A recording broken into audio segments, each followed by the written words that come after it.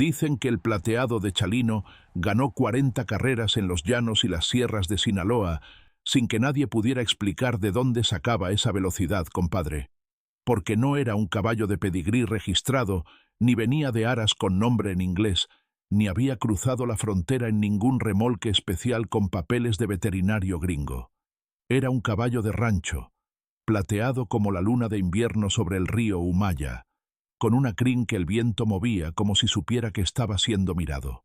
Y lo que acaba de saberse sobre la noche en que mataron a Chalino Sánchez, la noche del 16 de mayo de 1992, en los caminos de Culiacán, tiene a todos hablando en los ranchos del norte de Sinaloa y en las cantinas de Los Ángeles donde los sinaloenses se juntan a recordar al corridista que nadie pudo callar en vida y que tampoco ha podido callarse en la muerte. Porque esa noche, el Plateado hizo algo que nadie esperaba, algo que no fue relinchar, ni huir, ni quedarse quieto mirando la pared del cajón. Fue algo que todavía se cuenta en voz baja, con el sombrero en la mano, entre los que lo vieron con sus propios ojos y que no han encontrado palabras suficientes para describirlo en todos estos años. ¿Qué reveló realmente el Plateado de Chalino la noche que mataron a su dueño? Lo vamos a descubrir al final. Pero para llegar ahí, hay que caminar despacio por toda la historia, porque esta historia no empieza en Culiacán, ni en 1992. Empieza mucho antes, en el polvo colorado de Badiraguato, cuando un muchacho flaco con voz quebrada y hambre de todo decidió que su vida entera iba a ir en la música y en los caballos, y que ninguna de las dos cosas iba a soltarla, aunque el mundo entero se le pusiera en contra. Ponte cómodo, compadre. Esto va a llevar su tiempo, y vale cada minuto de los que le vas a dar. Aquí el conflicto no es solo una historia de corridos ni de carreras parejeras, es carne viva, lealtad contra ambición, honor de rancho contra dinero de ciudad, un caballo sin papeles elegantes que cargó el alma de uno de los hombres más irrepetibles que ha dado Sinaloa. Porque Chalino Sánchez no era solo un corridista, era un hombre que vivió en los límites de todo, entre la música y el peligro, entre la pobreza más honesta y la fama más incómoda, entre el amor de su familia y los enemigos que se iba acumulando con cada corrido que componía sobre gente real, con nombres reales.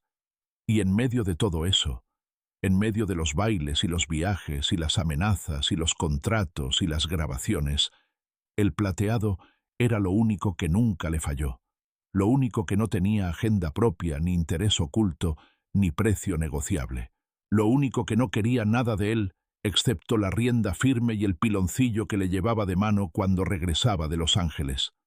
Para entender al Plateado, hay que entender primero a Chalino, y para entender a Chalino, hay que ir a Badiraguato, compadre, ese municipio de la Sierra de Sinaloa, donde los caminos de terracería se pierden entre la maleza, y donde la gente aprendió desde siempre a vivir con lo que hay y a desconfiar de lo que viene de fuera. Badiraguato está en la sierra, a más de 100 kilómetros de Culiacán, por caminos que en temporada de lluvias se vuelven ríos y que en temporada de secas se vuelven polvo. Es un municipio de rancherías dispersas, de casas de adobe con corredor y patio de tierra, de hombres que montan a caballo porque es la manera más práctica de moverse y no por pretensión ni por tradición inventada. Ahí nació Chalino Sánchez en 1960, en una ranchería llamada Las Flechas, y ahí aprendió las dos cosas que nunca lo abandonaron, la guitarra y los caballos. Desde niño Chalino tuvo esa claridad particular de los que saben muy pronto para qué están en este mundo. No es que su vida fuera fácil. Su familia era pobre, con esa pobreza honesta de los ranchos del norte, tierra seca, animales flacos, trabajo desde que el sol sale hasta que el sol se mete, y la música como único lujo que no costaba dinero. Pero Chalino miraba las cosas de una manera que sus hermanos y los demás muchachos del rancho no miraban. Miraba a los hombres mayores que tocaban guitarras los domingos y veía algo que quería para él. Miraba los caballos en el potrero y veía algo que también quería. No la velocidad, ni el espectáculo de las carreras. Quería la relación, esa cosa sin nombre que se forma entre un hombre y un animal cuando los dos se conocen de verdad. Ya sabes cómo es esto en los ranchos de Sinaloa. Los muchachos aprenden a montar antes de aprender a leer, y hay algo en la relación entre un joven de rancho y su primer caballo que no tiene traducción en ningún idioma de ciudad. Es una cosa de confianza que se construye despacio, con paciencia, con las manos sobre el lomo del animal, aprendiendo sus mañas y sus virtudes, sus miedos y sus momentos de gracia. Los caballos de rancho no vienen domados de fábrica. Se trabajan, se convencen, y cuando un caballo decide confiar en ti, eso no se da por entrenamiento sino por algo que pasa entre los dos que ningún veterinario ha podido explicar del todo. Chalino consiguió su primer caballo a los 16 años, en 1976. No era gran cosa, un alazán viejo que el vecino de un rancho cercano de nombre Don Hilario Bojórquez quería deshacerse porque ya no servía para trabajar bien la tierra y porque sus rodillas ya no aguantaban las subidas de la sierra. Lo dio a cambio de 2 jornadas de trabajo, que fue lo que Chalino ofreció, y lo que don Hilario aceptó, porque el muchacho trabajaba duro, y su palabra era buena. Chalino recibió al alazán como si fuera un regalo del cielo, lo cuidó con lo que tenía, le consiguió pasto de donde pudo en la temporada seca, y durante casi 2 años, ese caballo viejo fue su compañía en los caminos de la sierra. Cuando el alazán murió en el invierno de 1978, Chalino no lo lloró donde nadie lo viera. Pero los que lo conocían en esa época dicen que estuvo una semana callado más que de costumbre, tocando su guitarra solo en el corredor de la casa por las noches, componiendo algo que nunca le puso título pero que sonaba a despedida, y que nadie más escuchó completo. Los años que siguieron fueron años difíciles, compadre, de los que forman a los hombres o los doblan, y a Chalino no lo doblaron. Cruzó a los Estados Unidos a finales de los 70, como cruzaban en esa época los jóvenes sinaloenses que no encontraban salida en México, por el desierto, de noche, con lo que cabía en una mochila y la esperanza puesta en California. Se instaló en Los Ángeles, en los barrios del este donde vivían los trabajadores mexicanos que mandaban dinero a sus familias cada quincena y que los fines de semana se reunían en los parques y los salones de baile, para ser, aunque fuera por unas horas, la gente del norte que eran por dentro, aunque por fuera, tuvieran que ser otra cosa para sobrevivir en la ciudad gringa. Chalino trabajó de lo que hubiera, de lo que había, y siguió componiendo corridos de gente real, de hombres con nombres y apellidos que vivían en los ranchos de Sinaloa o que se habían traído sus historias al barrio de Los Ángeles. Eso era lo que hacía diferente a Chalino desde el principio. No inventaba héroes abstractos con nombres genéricos. Ponía nombres, ponía apellidos, ponía pueblos, y la gente que escuchaba sus corridos se reconocía en ellos, o reconocía a alguien que conocía. Eso hacía que sus corridos se sintieran verdaderos de una manera que los corridos de compositor de estudio no siempre logran. Para 1985, Chalino ya tenía una pequeña reputación en la comunidad sinaloense de Los Ángeles. Grababa sus corridos en cassettes de manera artesanal. Los copiaba en su casa con 2 grabadoras de mano, y los vendía de mano en los mercados del este de la ciudad, en las carnitas del fin de semana, en los bailes de rancho que se organizaban en los salones del Valle de San Fernando. No era famoso todavía en el sentido grande de la palabra. No salía en televisión ni en las radios grandes. Pero era conocido, y en el mundo en que Chalino se movía, ser conocido como hombre de palabra que hacía corridos verdaderos valía más que cualquier contrato de grabación con sello grande. Fue en uno de esos viajes de regreso a Sinaloa, en el verano de 1988, cuando Chalino encontró al Plateado. No fue en ningún aras elegante, ni en ninguna feria de caballos con tribunas y sistema de sonido importado. Fue en un rancho de la municipalidad de Mocorito, en un potrero polvorioso, rodeado de huizaches y mezquites, donde un criador de nombre Guadalberto Lizárraga tenía varios caballos jóvenes que quería vender porque la temporada había sido mala y necesitaba liquidez.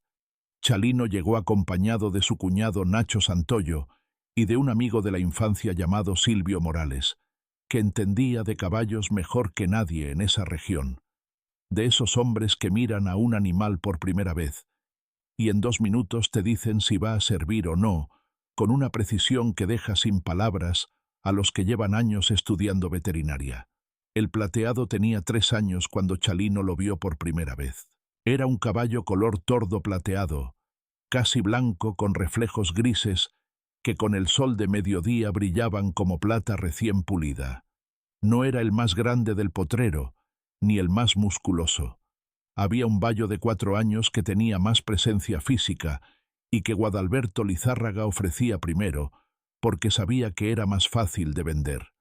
Pero Chalino no miraba al bayo, miraba al tordo, que pastaba en el lado izquierdo del potrero, con esa tranquilidad de los caballos que no necesitan demostrar nada para saber que son lo mejor del lugar. Chalino se quedó un buen rato apoyado en el poste de la cerca, mirando al tordo sin decir nada. Silvio Morales se paró a su lado y también lo miró.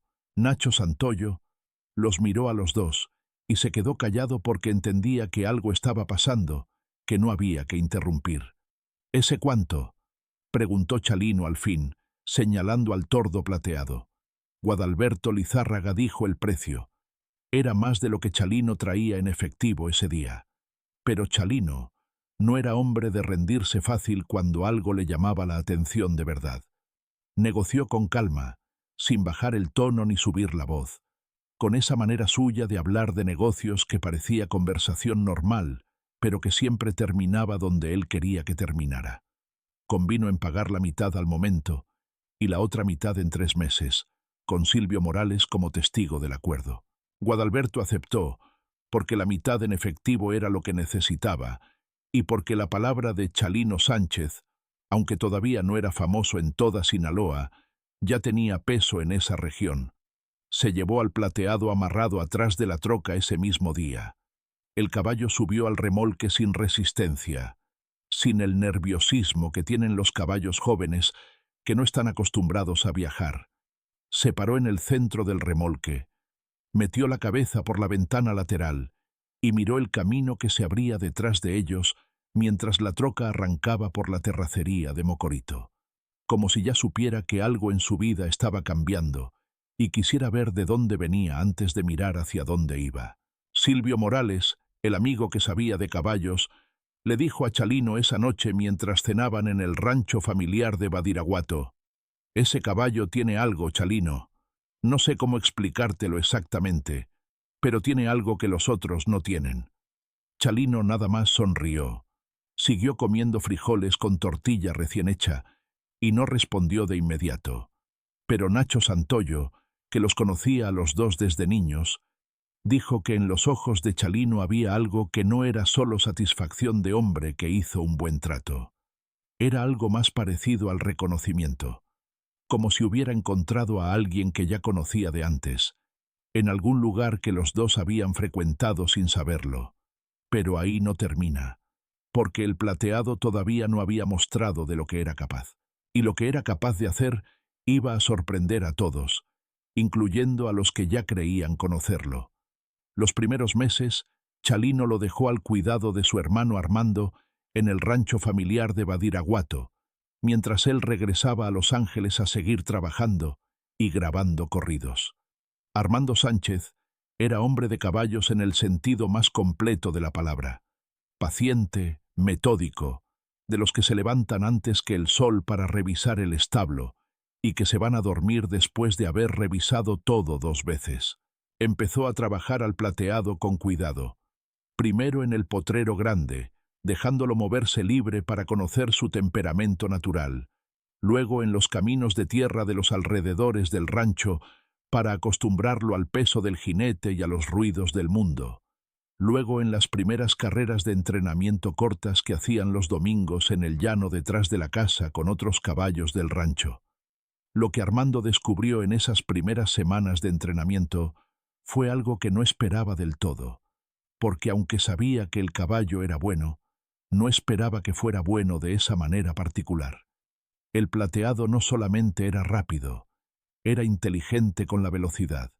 No la desperdiciaba, la guardaba, la calculaba, la administraba con una precisión que Armando no había visto en muchos caballos de carrera en sus años de trabajar con ellos. La soltaba en el momento exacto como si tuviera un reloj adentro que le decía cuándo arrancar con todo y cuándo aguantar todavía un poco más. Los caballos de cuarto de milla que son buenos aceleran rápido desde el inicio. Los que son muy buenos aceleran y mantienen la velocidad hasta el final. El Plateado hacía algo diferente y más complicado. Arrancaba firme sin gastar todo desde el principio. Aguantaba el galope de los otros sin perder terreno. Y en los últimos 30 metros de cualquier distancia entre 200 y 400 metros, soltaba una velocidad que dejaba a los demás atrás, como si de repente hubieran encontrado barro donde no había barro. No parecía esfuerzo extra. Parecía que el caballo simplemente cambiaba a una marcha que los otros no tenían.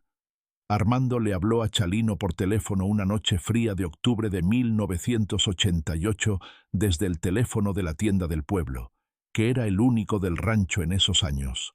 Le dijo: «Este caballo no es normal, hermano. Aguas con lo que tienes». Chalino escuchó, y después de un silencio que Armando describió después como uno de esos silencios donde la persona está pensando de verdad, respondió algo que Armando repitió muchas veces durante los años que siguieron cuando contaba la historia del Plateado. «Cuídamelo bien. Ese no corre por dinero. Ese corre porque quiere. Ya sabes cómo es esto en el rancho, compadre. Cuando tienes un caballo que corre porque quiere, y no solamente porque lo entrenan o porque le tienen miedo al látigo, tienes algo que no se puede replicar en ningún aras del mundo por caro que sea. La voluntad de un animal es lo único que no se compra ni se entrena desde afuera. Se da o no se da. Viene de adentro o no viene de ningún lado. Y al Plateado se le había dado en una cantidad que pocos caballos tienen. La primera carrera pública del Plateado fue en una parejera de pueblo en Angostura, Sinaloa, en la primavera de 1989. Era una carrera de 300 metros contra un alazán de nombre El Compadre, que llevaba 3 victorias seguidas en la región ese año, y que su dueño, un ganadero de apellido Verdugo que tenía tierras entre Guamúchil y Angostura, apostaba con la confianza tranquila de quien sabe que su caballo es el mejor del área, y que nadie le va a quitar esa certeza tan fácilmente. El ambiente en Angostura esa tarde era el de cualquier parejera de pueblo sinaloense en primavera.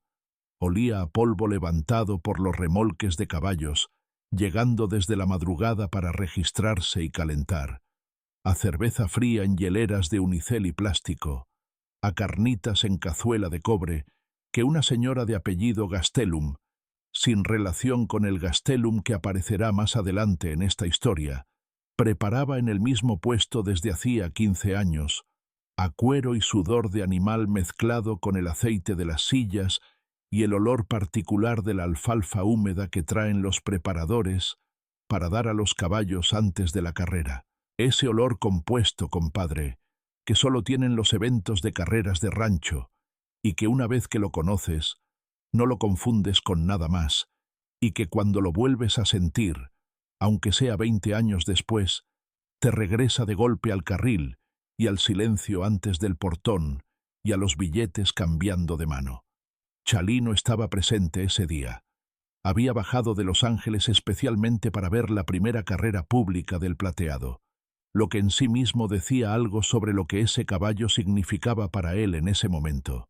Llegó en su troca con Armando y con Silvio Morales, sin anunciarse, con su sombrero de palma de ala ancha y su camisa de cuadros sin pretensiones de nada, como llegaba siempre a los lugares, mirando más de lo que hablaba, tomando la temperatura del ambiente antes de decir nada, de esos hombres que en 5 minutos de silencio saben más de un lugar que otros en 2 horas de plática. Se paró en la orilla del carril, en el lado izquierdo mirando hacia la meta, con Armando a su derecha y Silvio Morales a su izquierda. Nadie en Angostura lo conocía como corridista famoso todavía. Era simplemente el dueño del tordo plateado de Mocorito que iba a correr contra el compadre de Verdugo. Eso era todo lo que importaba ahí. El caballo de Verdugo era más grande que el plateado, más oscuro, con más músculo visible en los cuartos traseros, que es donde está la potencia de arranque en los caballos de cuarto de milla. Los que apostaban en Angostura ese día se fueron mayoritariamente con el compadre. No era una preferencia irracional. El alazán tenía récord, tenía presencia física, y el tordo que lo iba a enfrentar era desconocido y de aspecto más modesto. Los billetes cambiaban de mano con esa rapidez que tienen las apuestas de carril en los eventos de rancho. Nadie firma nada. No hay ventanilla ni formulario. Todo es palabra y conocimiento de quién es quién y de qué vale la palabra de cada quien. Chalino apostó lo que traía en la bolsa, sin hacer escándalo, sin preguntar las condiciones a los que apostaban en contra como hacen los que no están seguros de lo que tienen.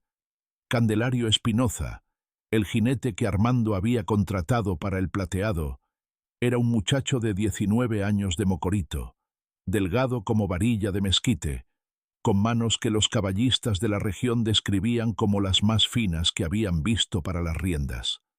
Candelario montaba sin esfuerzo aparente, como si el caballo y él fueran una sola cosa desde que arrancaban, y tenía ese instinto particular de los jinetes de cuarto de milla para saber cuándo apretar y cuándo soltar sin que el caballo se lo pidiera. El silencio antes del portón es siempre el mismo, compadre. No importa si es una carrera de feria grande con miles de personas o una parejera de pueblo con 200. Hay un momento en que todo el ruido se suspende de golpe. Los caballos se ponen en posición con esa tensión particular del músculo antes del esfuerzo. Los jinetes se agachan sobre los cuellos y buscan el centro de gravedad que los va a llevar con el animal en lugar de contra él, y el aire parece detenerse un instante antes de que todo explote. Ese silencio dura 3 o 4 segundos, pero se siente como un minuto completo, y los que lo han vivido desde la orilla del carril dicen que es uno de los momentos más intensos que existe en la cultura del rancho. Se abrió el portón. El compadre arrancó más rápido, como siempre arrancaba. A los 100 metros llevaba ventaja visible de casi un cuerpo. La gente del lado de Verdugo empezó a celebrar antes de tiempo, como siempre celebra la gente que apuesta al favorito cuando las cosas van como esperaba. Pero a los 150 metros, el plateado empezó a cambiar algo en su zancada. No de golpe, no con un arranque espectacular, sino con esa constancia calculada que Armando había descrito por teléfono. Cada paso un poco más largo, un poco más potente, sin que pareciera esfuerzo extra, sino simplemente el caballo encontrando su velocidad real. A los 200 metros, la diferencia era de medio cuerpo. A los 250, era de un cuarto de cuerpo. Y en los últimos 50 metros, Candelario sintió lo que había sentido en los entrenamientos y que todavía le costaba creer cuando lo contaba. El plateado soltó una marcha que no había mostrado antes, una velocidad que venía de algún lugar que no era muscular sino de otro tipo, y pasó al compadre con 3 zancadas largas y limpias que dejaron al alazán de Verdugo aparentemente parado, aunque siguiera corriendo. El plateado ganó por un cuerpo entero en 300 metros, en su primera carrera pública, contra el caballo más ganador de la región ese año. El silencio que siguió a la llegada duró 2 o 3 segundos, que es lo que tarda la gente en procesar lo que acaba de ver cuando no es lo que esperaba. Luego vino el ruido mezclado, los del lado de Chalino celebrando con esa alegría contenida de la gente que ganó lo que merecía ganar. Los del lado de Verdugo callando con esa expresión de los que acaban de perder algo que creían imposible perder. Chalino no gritó. Se acomodó el sombrero con 2 dedos, guardó silencio un momento, y luego se volteó hacia Armando, y le dijo en voz baja: «Ya te dije». Verdugo, el dueño del alazán, era hombre de honor de rancho. Pagó lo que debía sin protestar, y luego pidió revancha para 2 semanas después en el mismo carril.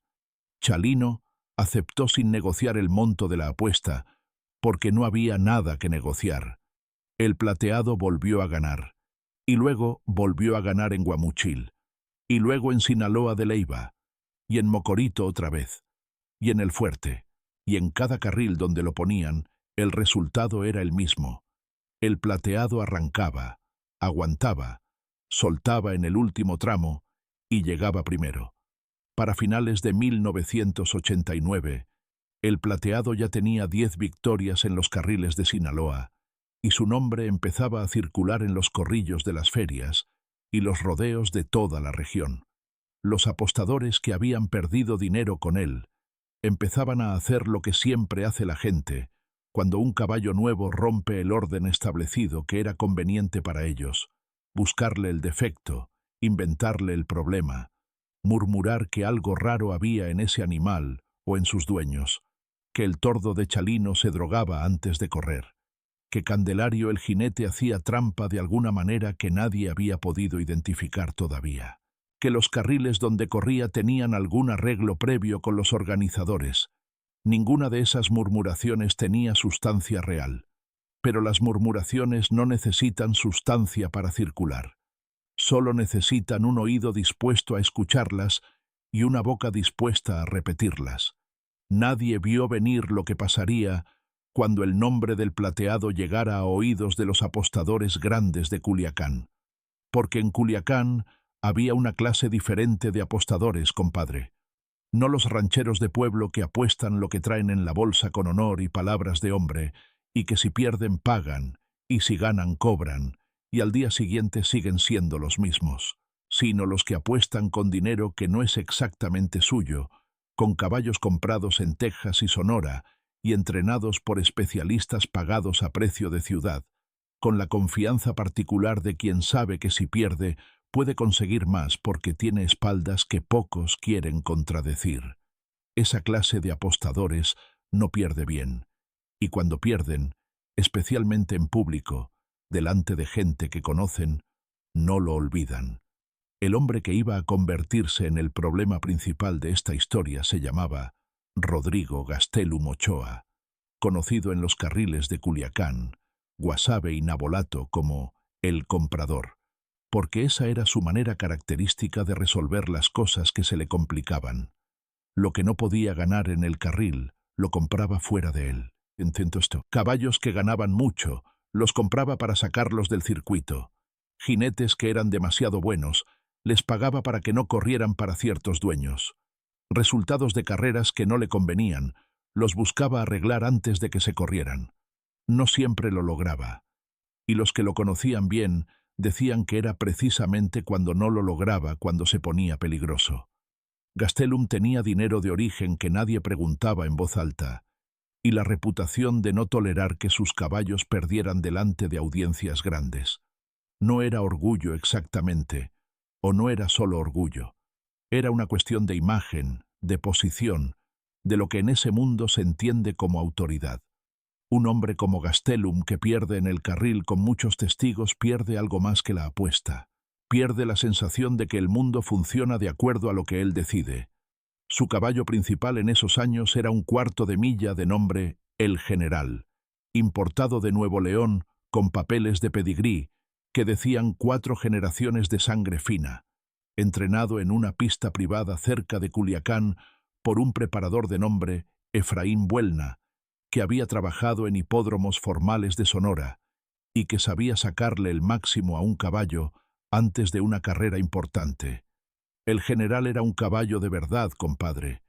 No hay que negarle sus cualidades para que la historia sea honesta. Alto, poderoso, con una arrancada explosiva que en los primeros 100 metros no tenía rival visible en toda Sinaloa y que había hecho que su reputación en los carriles de Culiacán fuera de la que no se discute. Cuando el nombre del Plateado llegó a oídos de Gastelum en el verano de 1990, con 8 victorias ya en la cuenta del tordo de Chalino, la reacción fue exactamente la que podías esperar de un hombre así. Mandó a alguien discreto a verlo correr sin que Chalino lo supiera, y cuando ese alguien, un hombre de apellido Peraza que hacía esos trabajos para Gastelum desde hacía años, Regresó con el reporte de que el tordo plateado de Badiraguato era de verdad tan rápido como decían, y que su manera de correr era distinta a la de la mayoría. Gastelum quiso la carrera. No pidió, porque Gastelum no pedía. Mandó. A través de intermediarios, hizo llegar el mensaje a Chalino de que el general y el plateado tenían que correr, que las condiciones las proponía él, que el monto de la apuesta iba a ser el más grande que se hubiera visto en los carriles de Sinaloa en mucho tiempo, y que si el dueño del tordo no quería correr bajo esas condiciones, eso también decía algo sobre lo que valía ese caballo. Esa última parte del mensaje, compadre, estaba calculada. Era una manera de apelar al orgullo de Chalino, y Gastelum sabía que el orgullo era una palanca que funcionaba con casi todo hombre de rancho. Chalino escuchó la propuesta y no respondió de inmediato. No era hombre impulsivo cuando se trataba de dinero en juego y de adversarios que no conocía bien. Habló con Armando, habló con Silvio Morales y habló también con personas de Culiacán que conocían a Gastelum y podían decirle con quién estaba tratando exactamente. Lo que escuchó en esas conversaciones no lo asustó, porque Chalino era de los que no se asustan fácil, pero sí lo puso en un nivel de alerta mayor del que tenía normalmente. Porque ya sabes cómo es esto, compadre. Hay carreras que se corren por velocidad y hay carreras que se corren por poder, y cuando el que propone la carrera tiene el perfil de Gastelum, la línea entre las dos puede volverse muy delgada muy rápido. Pero Chalino aceptó. No por ego exactamente, aunque el ego estaba ahí como está en todo hombre que ha construido algo con sus manos. No solo por el dinero, aunque el dinero era considerable y siempre hace falta. Lo aceptó por el plateado, porque 40 parejeras de rancho en pueblos pequeños son suficientes para saber si tu caballo es bueno. Pero hay un momento en que el caballo bueno necesita probarse contra el mejor que hay en la región, no para demostrarle nada a nadie, sino para que la historia esté completa. Y el general era el mejor de la región en ese momento. Si el plateado podía ganarlo, el plateado sería algo más que un buen caballo de rancho de Badiraguato. Sería una leyenda. Si vas manejando mientras escuchas esto, compadre, imagínate el ambiente de esa semana antes de la carrera en el circuito de los carriles sinaloenses. Los rumores corriendo de rancho en rancho y de cantina en cantina. La gente apostando antes de que estuviera definida siquiera la cancha exacta. Los preparadores de ambos caballos mirándose de reojo en los pocos eventos donde coincidían durante la semana. Los intermediarios de ambas partes, llevando y trayendo condiciones y contrapropuestas que nunca se ponían completamente por escrito. En los carriles grandes de Sinaloa, la semana antes de una carrera importante, tiene una energía particular que no se parece a nada más en la cultura del rancho. Todo el mundo tiene opinión y todo el mundo tiene información de tercera mano que jura que es cierta, y los nervios de los que tienen dinero real apostado se sienten en el ambiente como se siente la lluvia antes de que caiga. La carrera fue un domingo de septiembre de 1990, en un rancho privado de las afueras de Culiacán, en una pista de 400 metros de tierra aplanada, y aplanada 2 veces, que el preparador de Gastelum había mandado preparar especialmente para sacarle ventaja a las características del general, que era mejor en los primeros 100 metros que en los últimos. No era una carrera pública con entrada libre y público general. Era una carrera de invitados, de los que tenían dinero que apostar y reputación que cuidar, y que conocían al menos a una de las dos partes. Había tal vez 200 personas alrededor de la pista, compadre, pero representaban más dinero apostado que muchas ferias grandes del norte. Chalino llegó puntual con Armando y Silvio Morales. El plateado venía en el remolque de costumbre, calmado como siempre estaba los días de carrera. Esa calma era una de las cosas que más admiraba Chalino de su caballo. No la velocidad, que era espectacular. No las victorias, que eran satisfactorias, sino esa calma de los días de carrera, esa manera de estar completamente presente y completamente sereno al mismo tiempo, que no es una cosa que se entrene, sino que viene de la naturaleza del animal. Candelario Espinoza Ya estaba ahí cuando llegaron, revisando el carril, midiendo la cancha con sus propios pasos, como hacía siempre antes de una carrera nueva en un lugar que no conocía. Era meticuloso Candelario, de los jinetes que no dan nada por sentado.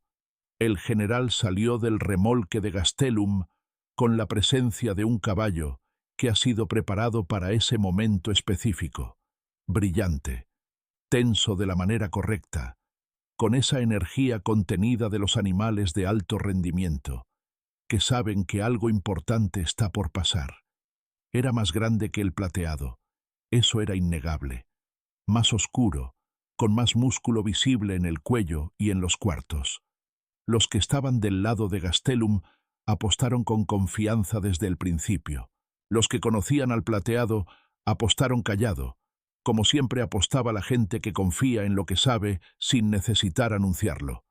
Gastelum en persona estaba de pie cerca del portón de salida, con dos hombres a sus lados que no hablaban con nadie y que miraban todo con esa atención específica de los que están ahí para observar y no para disfrutar el evento.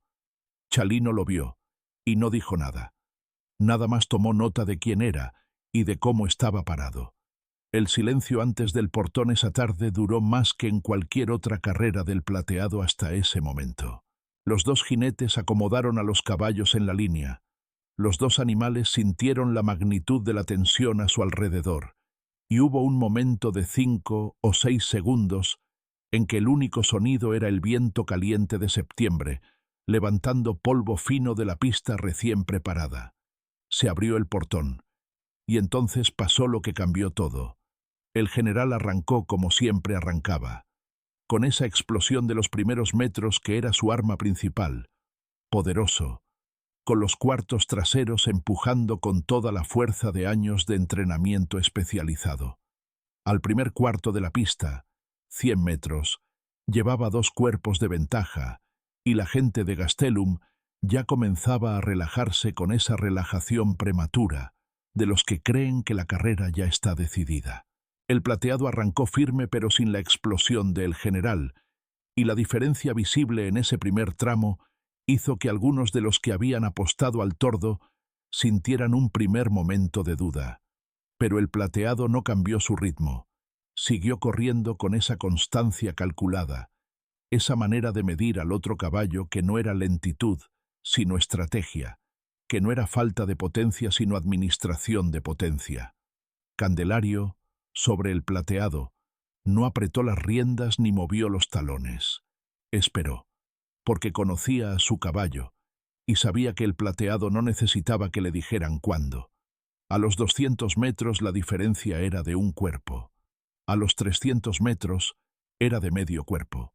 Y en los últimos 100 metros, Candelario sintió lo que había sentido 20 y tantas veces antes en los entrenamientos y en las carreras de pueblo, y que todavía le costaba creer cada vez. El plateado soltó esa marcha que guardaba para el final, esa velocidad que venía de un lugar que no era puramente muscular, y empezó a achicar la distancia con el general con una regularidad que se sentía inevitable. Los dos caballos cruzaron la meta prácticamente juntos. Hubo un segundo de confusión en la orilla del carril. Luego el juez designado, un hombre de apellido Camacho que tenía reputación de imparcialidad en los carriles de la región, levantó la mano hacia el lado del plateado. El tordo había ganado por una cabeza. En 400 metros, contra el general de Gastelum, el mejor caballo de Culiacán. El silencio fue más largo esta vez, quizás 4 segundos. Luego el ruido de los dos lados al mismo tiempo, mezclado y superpuesto. La alegría contenida de los del lado de Chalino, que ganaron con esa satisfacción profunda de los que vieron venir lo que otros no podían ver, y la sorpresa que quiere parecer, indiferencia del lado de Gastelum, que no podía gritar ni golpear a nadie porque estaba rodeado de gente que lo miraba. Gastelum no dijo nada en el momento. Pagó lo que correspondía porque en los carriles de rancho, el que no paga lo que apostó, pierde algo mucho más valioso que el dinero. Pierde el lugar que tiene entre la gente que cuenta.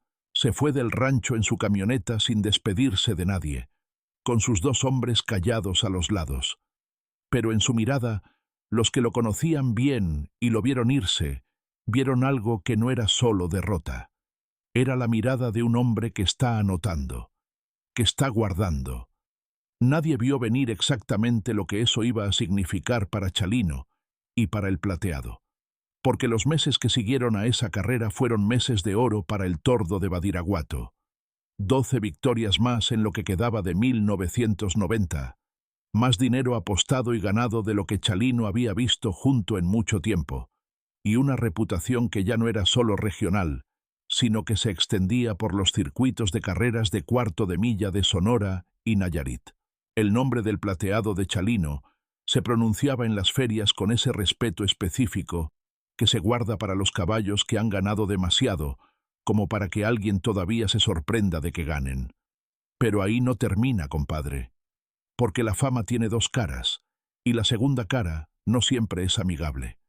Mientras el Plateado acumulaba victorias y Chalino seguía viajando entre Los Ángeles y Sinaloa, grabando corridos y siendo cada vez más conocido en ambos países, Gastelum trabajaba en silencio, no en los carriles, donde ya sabía que el general no podía ganarle al tordo sin importar cuánto lo preparara. Trabajaba en otra dirección. Mandó a Peraza, su hombre de confianza, a hacer preguntas discretas sobre el rancho de Badiraguato, sobre los movimientos de Armando Sánchez, sobre las personas que trabajaban con el caballo y las que tenían acceso al establo. No para robar al Plateado, que habría sido demasiado directo y demasiado obvio, sino para entender la operación, para encontrar el punto débil que todo sistema tiene si lo buscas con suficiente paciencia. Lo que Peraza encontró fue a un hombre llamado Ernesto Cárdenas. Ernesto era mozo de cuadra en el rancho de Badiraguato desde hacía 2 años, recomendado por un primo de Armando, que había trabajado con él en un rancho de Guasave. Era hombre trabajador, callado, bueno con los caballos, sin vicios aparentes y con necesidades de dinero reales, porque tenía una familia en Guasave que dependía de él y a la que mandaba la mitad de su sueldo cada quincena. No era un hombre de mala fe. Era simplemente un hombre con una deuda que se había acumulado sin que él lo planeara, y con una familia que no podía esperar. Peraza lo encontró en una cantina de Mocorito un sábado por la noche, y le habló de una manera que parecía conversación de 2 conocidos tomando una cerveza. No hubo amenazas ni presiones evidentes, solo una descripción de lo que se necesitaba y de lo que se ofrecía a cambio. Lo que se necesitaba era simple: información, el calendario de carreras del Plateado, los días en que Chalino iba a estar en el rancho, las rutinas del establo, las personas que tenían acceso al caballo antes de cada carrera. Nada más que eso. Ernesto Cárdenas tardó 2 semanas en decir que sí. 2 semanas de mirar al Plateado cada mañana al darle el pasto y el agua, sabiendo lo que estaba considerando. 2 semanas de mandar el dinero a su familia en Guasave y de calcular cuánto tiempo le quedaba antes de que la deuda lo aplastara. Y 2 semanas de miedo, porque sabía para quién trabajaba Chalino Sánchez. No en el sentido de que Chalino fuera un hombre violento o peligroso en sí mismo, sino en el sentido de que en ese mundo, traicionar la confianza del dueño de ese establo era una cosa que tenía consecuencias que iban más allá de perder el trabajo. Pero el miedo a lo que ya estaba pasando fue mayor que el miedo a lo que podría pasar. Y una noche de cantina de Mocorito, sin mirar a Peraza a los ojos, dijo que sí. Lo que siguió fueron meses de información que fluía desde el rancho de Badiraguato hacia Culiacán. No información de sabotaje, no nada que pusiera en peligro físico al Plateado, al menos no directamente. Era información estratégica. ¿Cuándo estaba Chalino? ¿Cuándo no estaba? ¿Qué días salía el Plateado a entrenar? ¿Quién lo montaba aparte de Candelario? Gastelum usaba esa información para enviar a sus propios observadores al carril cuando el Plateado entrenaba, para estudiar sus tiempos y sus patrones, para buscar el momento en que podía proponer una carrera con condiciones que favorecieran a el general. Chalino no sabía nada de esto, Armando tampoco. Ernesto Cárdenas hacía su trabajo en el establo con la misma dedicación de siempre, porque era hombre honesto en todo excepto en esa cosa. Y esa cosa, compadre, aunque pareciera pequeña comparada con otras traiciones, era la que abría la puerta al problema más grande. En el otoño de 1991, Gastelum hizo su siguiente movimiento. No fue a través de Peraza, ni de ningún intermediario del carril. Mandó a un hombre de traje a buscar a Chalino directamente, con una oferta formal y considerable para comprar al Plateado. La oferta era real. Suficiente dinero para que Chalino pudiera hacer varias cosas que necesitaba hacer en ese momento, para comprar tierra, o para invertir en su carrera musical, o para asegurar algo para su familia. No era una oferta de insulto ni de provocación. Era una oferta seria que cualquier hombre de negocios habría considerado. Chalino la consideró durante exactamente el tiempo que tardó en escucharla completa. Y luego dijo lo que dijo, con esa calma que era su manera de hablar cuando algo estaba decidido desde antes. El Plateado no se vende. El hombre de traje repitió la oferta con algunas aclaraciones sobre montos y condiciones. Chalino repitió su respuesta con las mismas palabras. El hombre de traje se fue. 3 semanas después volvió con una oferta más alta. Chalino la escuchó y dijo lo mismo. El hombre de traje se fue de nuevo y no volvió. Fue entonces cuando llegaron los mensajes de otra naturaleza. No eran amenazas directas, compadre, porque en ese mundo las amenazas directas son una torpeza que los que tienen experiencia evitan, sobre todo cuando la persona que quieren amenazar tiene el tipo de reputación que Chalino estaba construyendo. Eran señales, pequeñas señales calculadas para que llegaran al destinatario correcto, sin dejar huellas claras. Un hombre desconocido visto cerca del establo de Badiraguato 2 veces en una semana. Un mensaje en una cantina de Mocorito que llegó a oídos de Armando, dicho por alguien que nadie conocía, que mencionaba al Plateado de una manera que no era elogio, sino recordatorio de que había gente que lo miraba. Una troca negra que apareció estacionada en el camino de terracería que llevaba al rancho 2 tardes seguidas, sin que nadie supiera de quién era. Cosas que por sí solas no significan nada definitivo, pero que juntas forman un lenguaje que los hombres de rancho del norte de México aprenden a leer desde muy jóvenes, porque es un lenguaje que se ha hablado en esos caminos desde hace mucho tiempo. Chalino se enteró de todo esto en diciembre de 1991, durante uno de sus regresos a Sinaloa para las fiestas.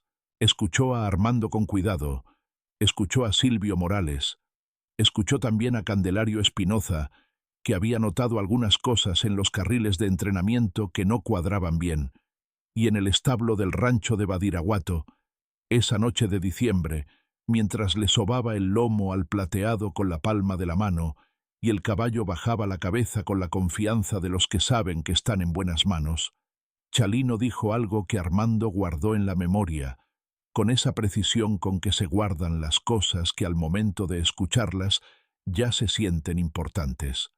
A este caballo no me lo tocan. Al que lo intente le compongo su corrido. Te lo digo derecho, compadre.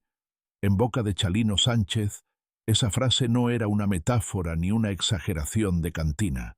Chalino componía corridos de gente real, con nombres reales, y sus corridos llegaban a todos lados, a Los Ángeles y a Tijuana, y a los ranchos más alejados de Sinaloa y a las comunidades sinaloenses de Chicago y Houston. Un corrido de Chalino sobre un hombre era algo que ese hombre iba a escuchar durante el resto de su vida en las bocinas de todos los lugares que frecuentara. Era una forma de presencia permanente que en ese mundo tenía un peso que el dinero no podía borrar. Los primeros meses de 1992 fueron de una tensión que la gente que estaba cerca de Chalino notaba sin que él la nombrara. Seguía viajando entre Los Ángeles y Sinaloa con la misma frecuencia de siempre. Seguía grabando corridos y construyendo la carrera que lo estaba llevando a ser conocido en todo México. Seguía yendo a los carriles con el Plateado cuando podía. Pero había algo diferente en su manera de estar en el mundo. Una atención extra. Un mirar 2 veces los caminos que antes miraba una. un preguntarle a Armando por detalles del rancho que antes daba por sentados. En marzo de 1992, el Plateado corrió su 40ª parejera en un carril de Guamúchil y ganó, como siempre, con esa constancia que ya no sorprendía a nadie porque era su sello desde la primera carrera en Angostura. Fue la última carrera que Chalino vio completa, parado en la orilla con el sombrero de palma y los brazos cruzados, y esa expresión de satisfacción tranquila que tenía cuando las cosas salían como debían salir. Después de la carrera, esa tarde mientras Candelario enfriaba al Plateado y los apostadores terminaban de arreglar sus cuentas, Chalino se quedó en el establo improvisado del rancho de Guamúchil con su caballo durante más tiempo del normal. Candelario dijo después que estuvo ahí más de media hora, sin hablar con nadie, solo con el Plateado. Cuando salió, le dijo a Armando con una naturalidad que no encajaba del todo con la solemnidad de lo que estaba diciendo: «Este caballo ya ganó todo lo que tenía que ganar aquí. Vamos a darle descanso». Armando asintió sin hacer preguntas porque conocía a su hermano y sabía cuándo había que hablar y cuándo no. Pero Silvio Morales, que también escuchó, dijo años después que esa frase le sonó diferente, no como una decisión deportiva de criador que cuida a su animal, como algo que tenía más peso que eso, como si Chalino estuviera hablando de otra cosa mientras hablaba del Plateado. En mayo de 1992, Chalino fue a un baile privado en Culiacán. Era el tipo de evento al que Chalino asistía con cierta regularidad en esa época. Celebraciones privadas en ranchos o salones, donde cantaba para grupos pequeños de personas con dinero suficiente para pagarlo. Esa noche en particular, hay versiones distintas sobre lo que pasó, porque los que estaban ahí contaron cosas diferentes según a quién le preguntaras y cuánto tiempo había pasado desde los hechos. Lo que es cierto es que hubo un incidente en el transcurso del baile que Chalino manejó de la manera que Chalino manejaba los incidentes, con calma primero y con la firmeza necesaria cuando la calma sola no fue suficiente. Salió de ese baile de madrugada, y en el camino de regreso hacia Culiacán, en algún punto de los alrededores de la ciudad, ocurrió lo que ocurrió. El 16 de mayo de 1992, al amanecer, el cuerpo de Chalino Sánchez fue encontrado a la orilla de un canal en la sindicatura de Satalla. Tenía 31 años. Tenía en el cuerpo todo lo que había vivido apretado en esos 31 años, que eran más que los que viven muchos hombres en 70. Esa misma mañana, en el rancho de Badiraguato, sucedió lo que la gente que estaba ahí contó durante años con esa mezcla de asombro y escalofrío que tienen las historias que no encuentran explicación racional, pero que tampoco se pueden ignorar, porque las vieron demasiadas personas y con demasiado detalle para descartarlas como invención. El Plateado, que era un caballo de temperamento tranquilo y parejo en todos los años que llevaba en ese rancho, el caballo que no se espantaba con los remolques ni con los disparos que a veces se escuchaban en los cerros cercanos, ni con los perros que entraban al establo de noche buscando restos de pasto, empezó a comportarse de una manera que nadie en el rancho había visto antes. Y lo hizo antes de que nadie en Badiraguato supiera lo que había pasado en los caminos de Culiacán. Los mozos que lo atendían esa mañana, entre ellos Ernesto Cárdenas, que cargaba ya para ese entonces el peso de lo que había hecho, y que esa mañana cargó también el peso de lo que vio, dijeron que el Plateado no quiso comer desde el amanecer, que relinchó 2 veces, con un sonido que no era el de costumbre, no el relincho de hambre ni el de aviso, sino uno más largo y más bajo que Ernesto describió después como un sonido de llamada que nadie iba a responder, que se quedó parado en el fondo de su cajón, mirando hacia la puerta del establo, con esa postura específica que tienen los caballos cuando esperan a alguien que conocen bien y que sienten que está por llegar, con las orejas levantadas hacia adelante, con la cabeza ligeramente alzada, con esa atención particular que no es nerviosismo sino anticipación de algo que el animal siente antes de que los humanos lo sepan. Armando llegó al establo a eso de las 9 de la mañana, Después de recibir la llamada desde Culiacán que le dio la noticia, entró al establo sin decir nada a los mozos que estaban adentro. Caminó despacio hasta el cajón del plateado. Y el caballo, que normalmente esperaba que Armando se acercara antes de moverse, dio 3 pasos hacia adelante hasta el borde del cajón y bajó la cabeza hacia el hombro de Armando, de una manera que no hacía con ninguna otra persona en el mundo, excepto con Chalino. Era el gesto exacto que hacía cuando Chalino llegaba de Los Ángeles, después de meses de ausencia, y entraba al establo antes de hacer cualquier otra cosa. El gesto de reconocer a alguien que falta y que se acerca por fin. Armando puso la mano en el cuello del plateado, y no pudo decir nada. No había nada que decir que valiera lo suficiente para ese momento. Los mozos que estaban en el establo se quedaron quietos y en silencio porque entendieron, sin que nadie se los explicara, que estaban viendo algo que merecía silencio. Ernesto Cárdenas, parado en el fondo del establo con el balde de agua todavía en la mano, sintió entonces el peso completo de lo que había hecho, de los meses de información que había pasado de Badiraguato a Culiacán, y ese peso no lo abandonó en mucho tiempo. El silencio entre Armando y el plateado duró tal vez 5 minutos.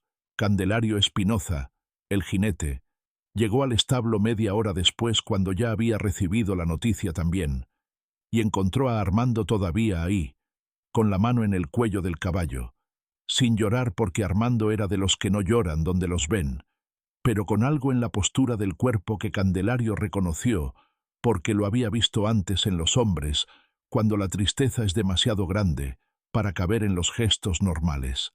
Eso es lo que reveló el plateado de Chalino esa mañana del 16 de mayo de 1992, compadre. No reveló traición, ni reveló miedo, ni reveló el olvido fácil de los animales que la gente de ciudad imagina cuando no ha vivido cerca de ellos. Reveló lo que no se puede enseñar, ni entrenar, ni comprar con ningún dinero del mundo, que hay una clase de vínculo entre un hombre y su caballo que no se rompe con la distancia, ni con el tiempo, ni con la muerte, que un animal que ha caminado junto a alguien durante años, que ha sentido el peso de su cuerpo sobre la silla y ha aprendido el olor particular de sus manos y el tono de su voz cuando está contento y cuando está preocupado, ese animal lleva a ese hombre adentro de una manera que ninguna ciencia ha explicado del todo y que el rancho entiende sin necesitar explicación. El plateado vivió varios años más después de esa mañana. Armando lo cuidó hasta el final con la misma dedicación con que lo había cuidado siempre, porque era lo que Chalino le había pedido con esa última conversación en el rancho de Guamúchil, y porque Armando era el tipo de hombre que cumple lo que promete independientemente de lo que cueste cumplirlo. El caballo nunca volvió a correr una parejera después de mayo de 1992. No porque no pudiera físicamente.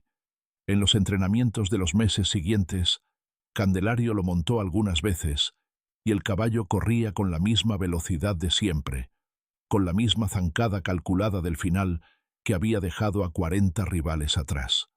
Pero nadie quiso obligarlo a competir. Era como si la competencia hubiera perdido su razón de ser, cuando el hombre que le daba sentido ya no estaba. Chalino no lo llevaba al carril para ganar dinero ni para demostrar nada.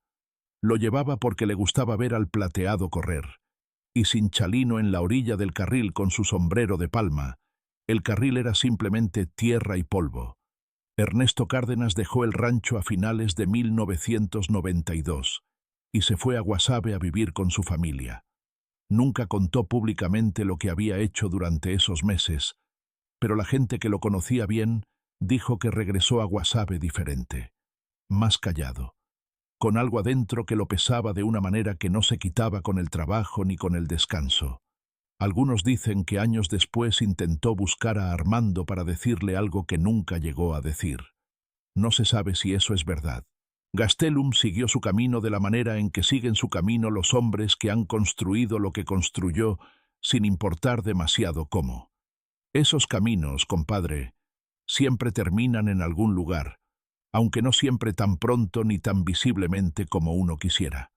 Y Chalino Sánchez, que murió a los 31 años y que dejó una manera de hacer corridos que nadie ha podido repetir del todo, aunque muchos lo hayan intentado, quedó en la memoria del norte de México de la manera en que quedan los que vivieron demasiado intensamente para que el tiempo los borre, en las bocinas de las trocas que recorren los caminos de terracería de Sinaloa, en los cassettes originales que todavía alguien guarda en alguna caja de su casa de Los Ángeles, en los corridos que la gente canta en las cantinas cuando el mezcal ya lleva rato corriendo y la tristeza que a veces se llama nostalgia sale a la superficie.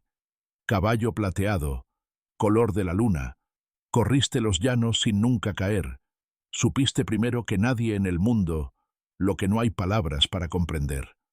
Así es esta historia, compadre, una historia de velocidad y de pérdida, de un caballo que ganó 40 carreras contra los mejores de Sinaloa y que sin embargo fue en el silencio de un establo de Badiraguato, sin carril ni portón, ni apuesta de por medio, donde demostró de qué estaba hecho por dentro.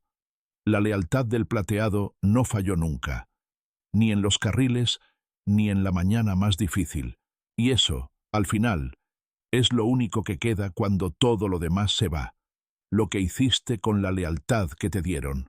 Si esta historia te movió algo, cuéntame en los comentarios qué otro caballo, qué otro corridista, qué otra leyenda del norte quieres que desenterremos juntos.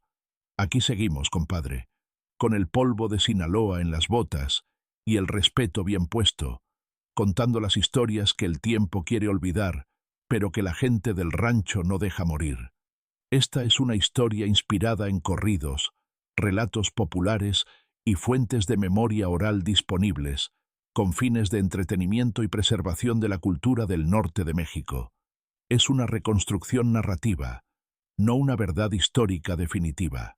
Algunos nombres, personajes secundarios, diálogos y escenas son interpretaciones creativas basadas en la tradición del corrido sinaloense. Las imágenes que acompañan este video son ilustrativas. Aquí honramos la memoria y la tradición, siempre con respeto.